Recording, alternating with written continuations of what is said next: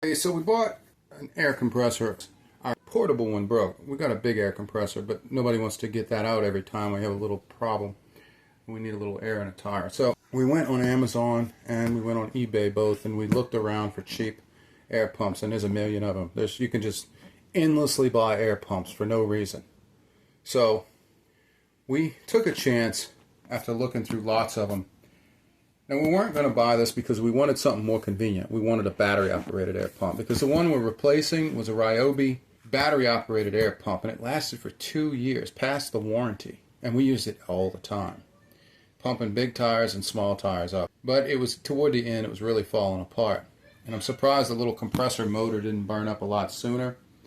I gotta say though, our other pump did blow the hose off quite a few times. That's how much air we were putting in tires. We were putting 70 psi in truck tires with it. It was taking all day to put the air in the tire, but you know, and the machine was smoking and everything else. So to be fair with the Ryobi machine, it did last a long time. And it did blow the hose off a few times. Like I said, we had to get a hose clamp and put it back on. But this is a different brand, different kind. They're all made in the same place. Honestly, no matter what they say, they're all made in generally the same place. You may get lucky and get some that are made in Japan. You may get lucky with some that are made around old stuff, maybe made in Germany back when. But generally, they're going to be made in the same place. Let's see, where's this one made? Just for the heck of it. Right there. That's what I was looking at. It's too small for me to see. Okay, there we go. So generally, they're all going to be made there. So Astra AI, we paid $39 for this. Okay, we were going to get one that was $29, but we paid $39 for this because it looked a little better and we thought it was a little bit more compact. The case. And the other one was like kind of donkey and it was wonky and it was plastic, like oblong shaped. They make some real funny looking air compressors. So this one is not as convenient as a battery operated one, but it is convenient to me because it has the auto plug for your battery. I mean your cigarette lighter plug. I know they're phasing those out on cars, but the utility plug or whatever, but I have it in mine. So that's why I bought it. And I also bought it because it has another power source, which is plug. a household plug, right? 124 volts. So immediately on unboxing, it is heavy. And I like that. I want something heavy because weight means they spent money building it. That's what weight means to me. That's kind of my go-to. Now I know there's some things that are heavy and they're piles of junk, but this has got weight. More weight than our Ryobi had, actually. It's compact. Yeah, I might actually turn this thing on, and it might be a total piece of junk, so I don't want to brag on it yet. Let me see, how cheap is that? You got your little printer. A lot of these break, you know, you get them and they break quick. This looks like it'll hold up for a little while.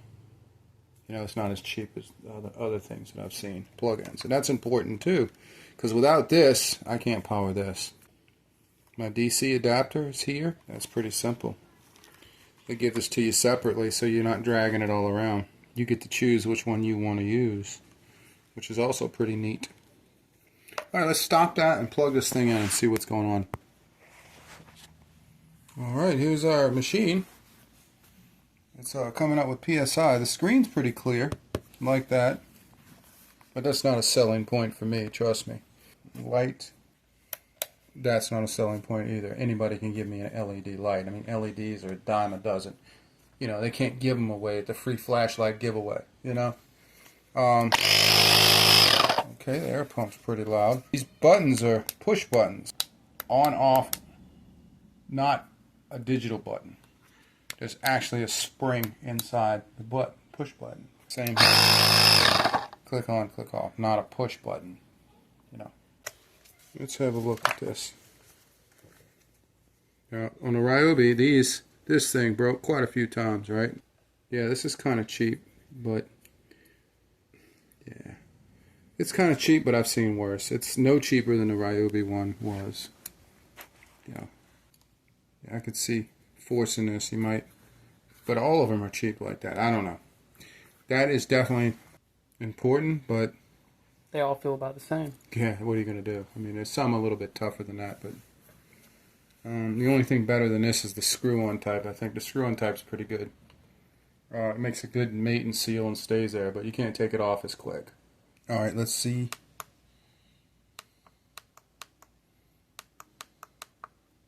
$36 the maximum? Well, I don't know. Let's see. Let's see what the max is. Oh, yeah. Goes up. It better. They say this thing goes up pretty high. It's supposed to go pretty high. I don't know. It's supposed to go to 150 psi, I think. Jeez, I'm not supposed to be strong. It's not going to do 150 psi. None of these are, okay? I could be wrong. It might take 2 hours and then burn up by the time it reaches it. But I doubt it will ever reach 150 psi. But the highest it reach and the faster, the better. You know, that's what's attractive about these machines, is how fast can it pump up a tire. And how long does it take to burn up the machine? Okay, so we got 100. I'm going to stop there. It probably goes higher than that, but I don't like the fact that... Okay, there you go. It's faster. I could have done that the whole time. What's R? I don't know. What is R? Changes it. So it does PSI. It keeps the last known PSI, I think. Did you see that? Yeah, went straight to 80. 80 something. So my question is, or I'm wondering is, does this thing turn itself off? If it's like the Ryobi, then it has to. But it might not when it reaches its projected pressure. Let's go put some air in the tire. Hold on, let's see. I don't see how that's actually click on, click off. Alright, let's take it out. Alright, we are plugged in. We should be at 30 psi. Oh, yeah, it says actually. 31. It's supposed to be 32. It's supposed to be 32 in this car. That was standard air pressure for a passenger car. Alright, let's see. We're supposed to set it to 32. Right? Yep. And then turn it on.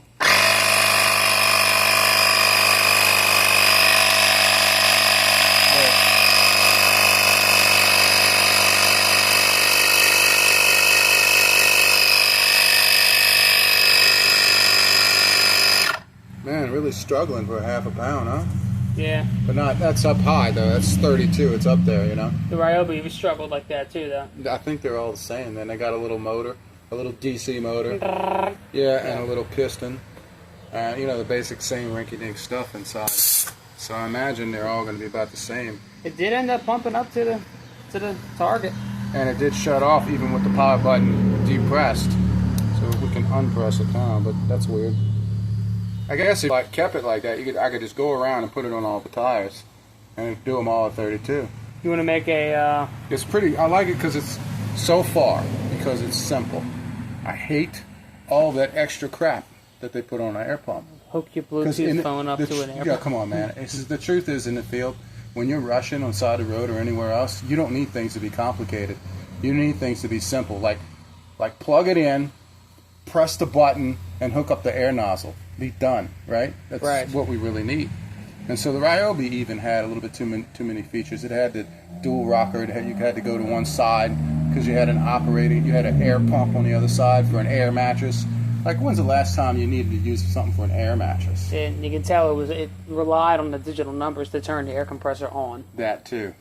So you click the switch, and there was a delay. Okay, so automatically, I don't like about this thing is the power cord is extremely cheap and short. Right, it's not very long at all.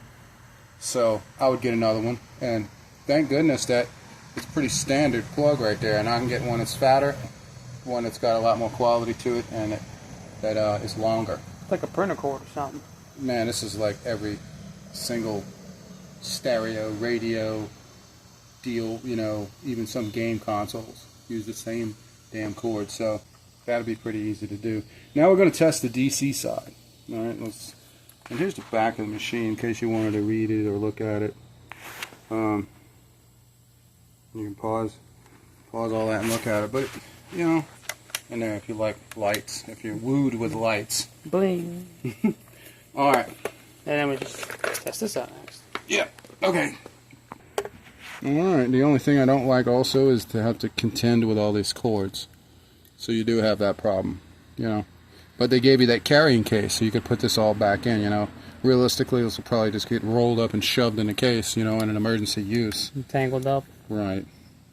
Another problem that they usually have is that these cords are not long enough, right? Because you got to walk around the vehicle with them.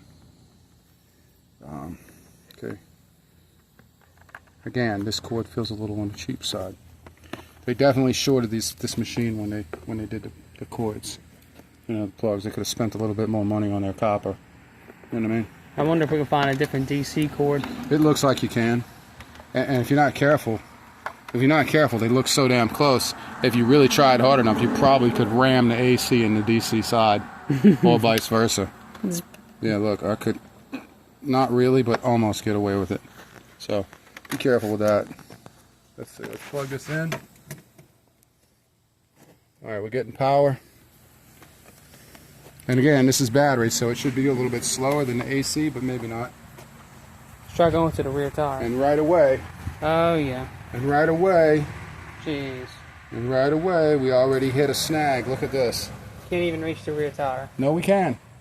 Barely? This is an extended cargo van, but I'm telling you, we're not going to be so lucky on the passenger side. No, we're not. Let's go look at the replacement of the cigarette lighter. Look. It's centered more toward the driver's side. So that extra foot that we're missing is not going to make it to the passenger side. Right. So this pump is useless to me on the road side for the passenger side of this vehicle. So if you have a blood on the passenger side. If I have a flat, if I have to plug the tire on the side of the road, and I'm all about emergency plugging the tire, then a trusty can of Fix-A-Flat to get the tire up, or a battery operated would have to be the one you'd have to use. So you're using that to kind of like I just keep them. Yeah. Come on, let's see anyway what it does. Stretched out like this uncomfortably. And this is on a high. Oh, this is a 90 psi tire. We're not putting 90 in it, but I think it's got 65 or 70 in it. This is on a 1-ton vehicle, and this is a $420 tire by itself, because it's rated for 4,300 pounds. It's basically a super single. Super single is like, you know, a single rear replacing a dually. So let's put the air. Okay, so we're a little low.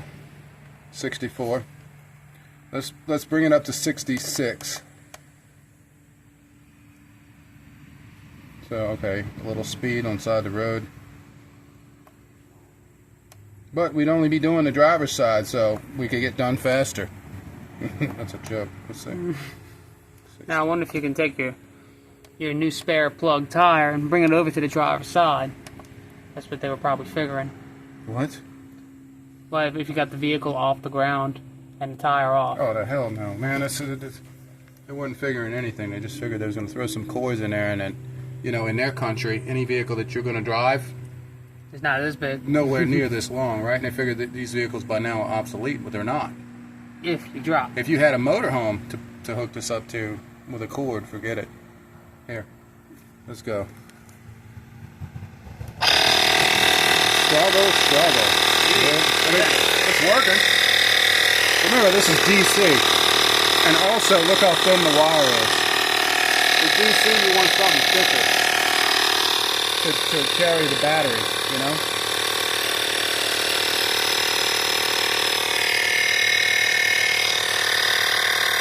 I do have a DC extension cord.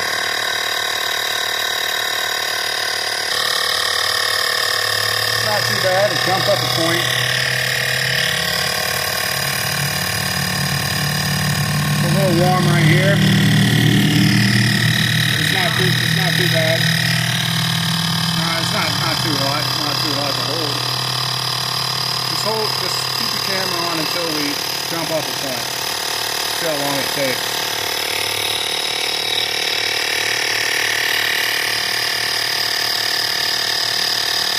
It's It's a half a point. 65 and a half. Okay. We're going to 66, remember. Should be getting there soon.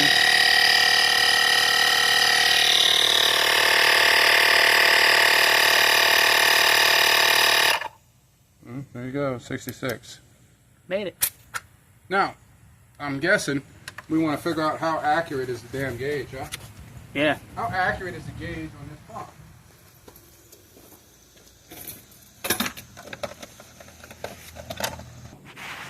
Alright, we're going to test this gauge out, this slime gauge on here. This is a digital gauge, but I find that this has been the most accurate gauge for me over the years. I've bought quite a few of these. And when the batteries burn out in them, I just throw them out, get a new one. They're all plastic, you know. I've had more luck with these than I've had with manual pressure gauges.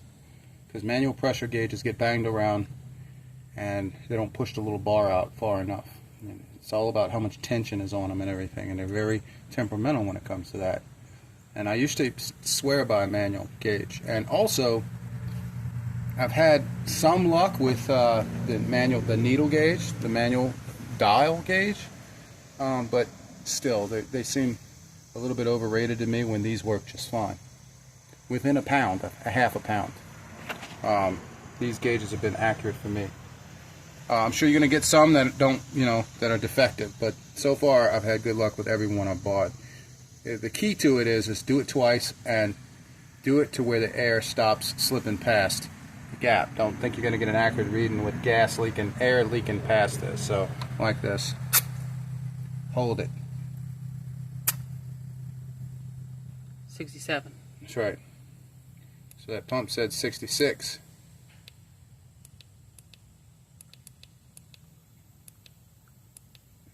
About a point off. We'll see.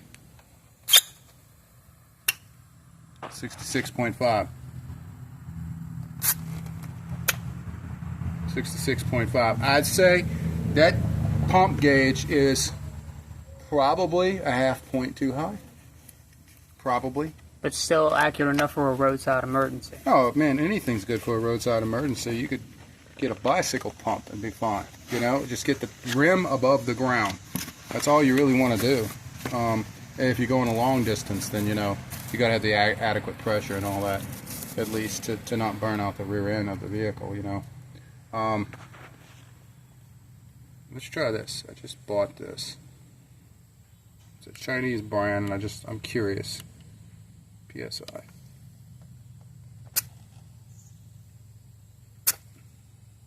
Wow. These seem to be calibrated the same as the other one. I mean, they were probably made right down the street from each other. Probably made in the same factory. Maybe. Might be different wings of a factory, different company. Okay, so we're looking at 66 here. So maybe my slime is a little on the banged up older side, Maybe my slime is off. Maybe the other one is off. Right. Now look, hold on. I got something better. I got 2 of these in a package. So let's use the other one too. Yeah. Let's see how goofy and accurate that air pump really is. Oh, it's a half a pound too high. Or is it? Half pound too low. Okay, this is under. What are we looking at here? Is it that, or did the tire cool down? Yeah, air pressure settle. Ah. So let's see what the slime's reading now. How ridiculous is this? Oops. Yeah, as you get older, your eyes get bad, worse and worse, and it's hard to read those little bitty PSI. But 66.5. so this is a little high. It's a little high. But I don't know, because these other ones, made down the street from each other. Never know. A different measurement. But they're all within a pound of each other, correct? That means they're all generally agreeing.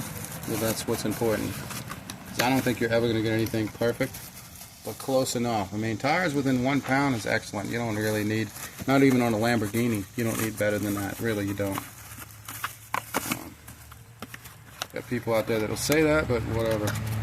So, alright, all in all, that air pump does what it's supposed to do. I guess you just can't really lug it around for long wheelbase vehicles. Don't expect to be using it if you're in a big extended pickup truck. Or an extended van, This is an extended E350 cargo van. Pickup truck, long bed is, Dodges have a longer wheelbase than this, trucks, some of their trucks have huge wheelbases that this will never reach. And some of the Chevy Express vans have an ultra long wheelbase. This is like 100 and what? 30 something? 132. Something like that. Yeah. So, yeah, standard van wheelbase. I guess it's all right for the money. I would have car. Yeah, I'd have to use it for a couple of months and let you know if it burns up on me. I tell you what, coming up real soon here, I'm going to put a couple of tires on the rim and a couple of expensive tires like that. I just got one in the mail. So we're going to put those on their rims, and we'll use this thing to pump them up. Ooh, good test. Good test. It'll have to go from 0 to 66 immediately, or 0 to 60 something. With no hiccups. With no problems, and then we'll have to do the other one right after. And so we'll just do them back to back without letting this thing cool down. I know the manual probably says let it cool down, but we're not. It's a test. And we'll just do it from 0 to that, and then we'll see what happens. And if something bad happens, we'll issue a retraction on. This thing's a piece of crap. Yeah, basically, I always tell the truth. I have nobody sponsoring me. And you know, if someone's sponsoring me and I'm making a video about their stuff, come on. You know how yeah, it's biased. The only the way to remain non-biased is to not be sponsored by anybody. You know. All right. Thanks for watching.